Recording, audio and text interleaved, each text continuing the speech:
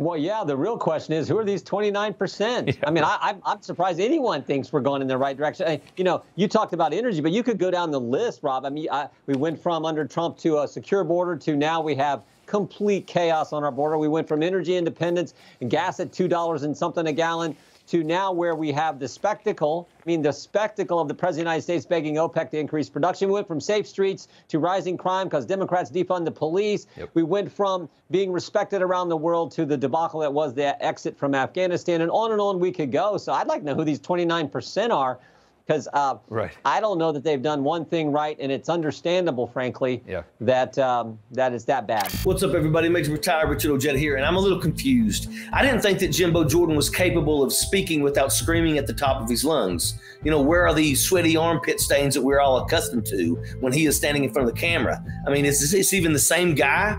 Folks, the truth is that this is all an act, and it's always been an act. This guy uses national spotlight to earn brownie points with Trump and his sea of brainwashed racist followers. They target people that they know are vulnerable, and this is not a new tactic. You know, cult leaders have been using this type of recruiting method for years. They find people whose lives have not gone their way. They give them someone to believe in, and they make them think that everything that's wrong with their life is somebody else's fault. They give them a sense of purpose, and then they're hooked, and they will literally do anything for them, you know, including participated in an insurrection.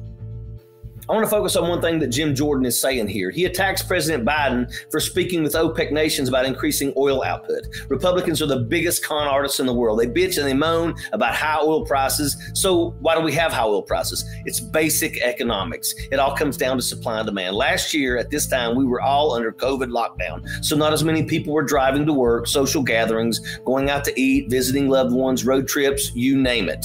So what happened was oil prices were at an all-time low. At one point, oil was so cheap, countries were being paid to take the oil and store it because there was nowhere else for them to store it. So as a result, OPEC reduced its oil output. Since this, you know, everything has basically picked up again, and especially here in the United States of America. So it is time for OPEC to start increasing the oil output again. If this sounds like common sense, well, it's because it is.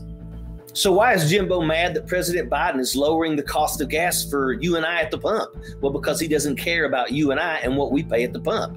He just wants to take cheap shots at President Biden because that's what he has been commanded to do. Jimbo is a troll, a glorified, obnoxious, sweaty, irritatingly loud troll. If he was only this loud defending the college wrestlers that were being sexually abused and turned to him for help.